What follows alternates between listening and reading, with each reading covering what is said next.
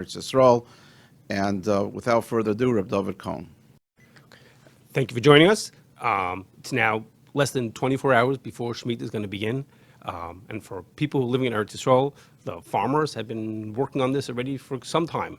They're thinking about maybe I have to plant things before Shemittah and certain pruning that has to happen beforehand. I may have to work with my greenhouses that I have. I have greenhouses that have to be adjusted to make them suitable for Shemittah produce.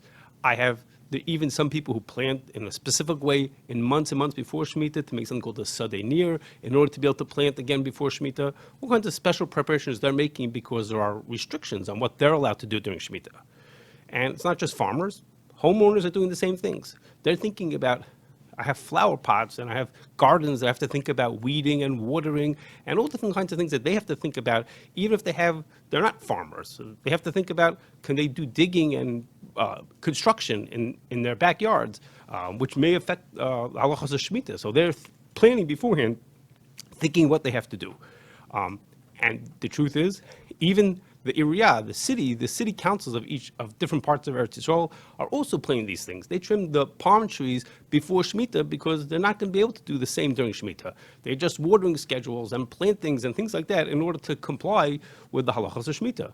So these preparations have been going on already for months as people in Eretz Yisrael are getting ready and seeing what they have to do in order to be able to follow the halachas of Shemitah.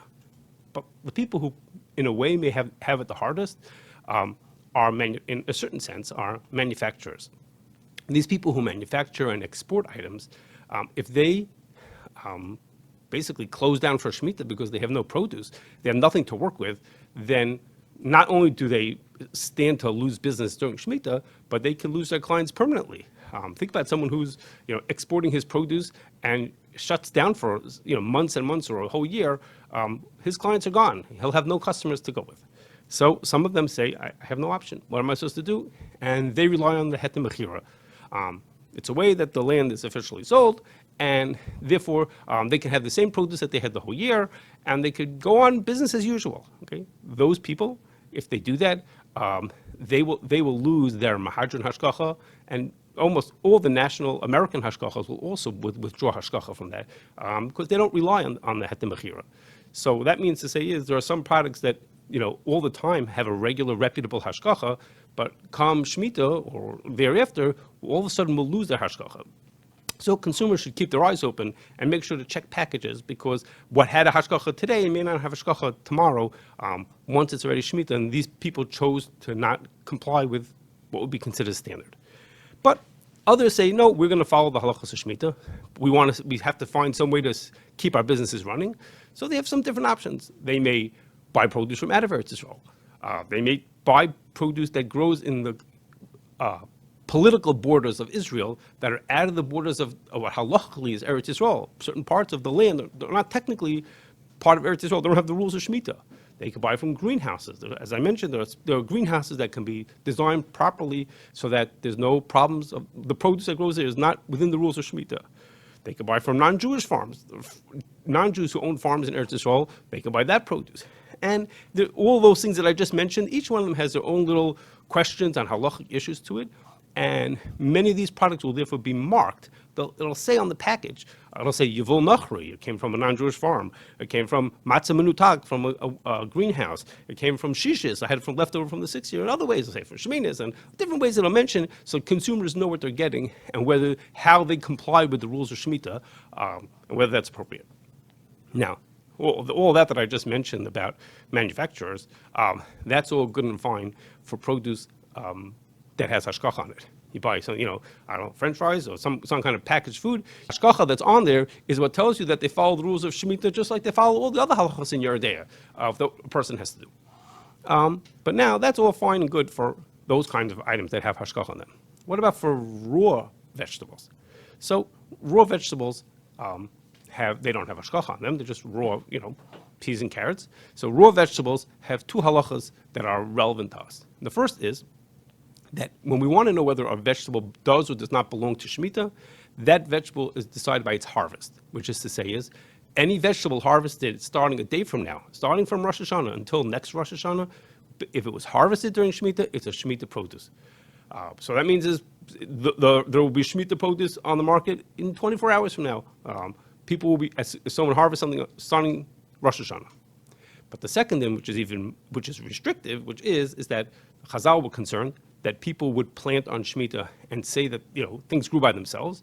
So Chazal made an issur called tzvichen, and that is to say, is any vegetables that grow that are harvested during Shemitah, those vegetables are completely asur.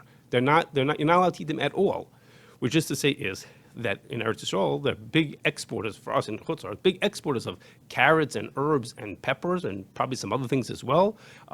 Any of those items that are exported from Eretz Yisrael, starting from Rosh Hashanah of this year till Rosh Hashanah from a year from now, all of those items are asur as tzvichen, if they were grown without following the rules of Shemitah.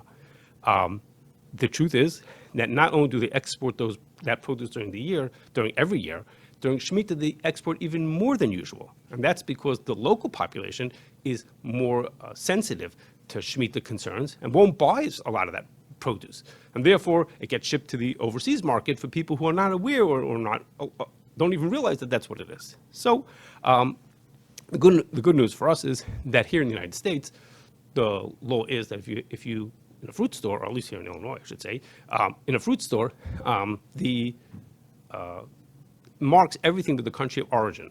So you see fruit, you see vegetables out there on the shelves, raw vegetables, they're marked where the country of origin is, and therefore you can look at the sign and tell whether it came from Eretz Yisrael or whether it came from someplace else, and know yourself whether there's a concern of Shemitah for that item. Locally, we have two other options aside from checking country of origin, and that is there are two stores that sell fruits and vegetables that are under the CRC's hashgacha. The first is Ted's. We're there, just the fruits and vegetables are under hashgacha. Hashgacha, in this sense, means we make sure that all the mitzvahs hatluis b'aretz are taken care of for all year round. Every year it's for Trumas and Meisers, Arla, and for Shemitah. It means we also make sure that the produce is not coming from Shemitah, which would not meet our standards. That's in Ted's. So you go into Ted's and buy fruits and vegetables there without concern of Shemitah. And in Sarah's tent, we're there. The fruits and vegetables are, again, we oversee and make sure that the mitzvahs and tluis parts are taken care of. But even more so, there the whole store is under certification, so you could walk into any shelf and buy anything off the shelves, and it's all checked and made sure that it's kosher and to our standard. Now, so far I've been mentioning about vegetables. Fruits don't have this halach of tzvichen. They don't have this restriction that they're always asur if they're Shemitah produce, but they do have something called kedusha shvius, which means to say if it's a fruit that's considered a Shemitah fruit, you can't waste it, you can't discard it, you can't export it, you can't buy or sell it, you can't use it even in a not typical use. So you have to treat it properly. If you were to come across that fruit, you should ask and find out more details. I just said it all in 10 seconds. And the other part is that for fruit, the rules of Shemitah the Shemitah fruit is not when it's harvested. It depends on when it reaches a certain stage of growth, which is to say that Shemitah fruit will not be coming to the market until well into the year.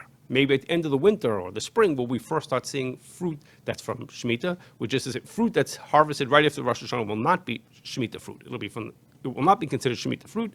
We won't see the Shemitah fruit till later in the year, and then into the year from now, 18 months from now, it'll be going on for.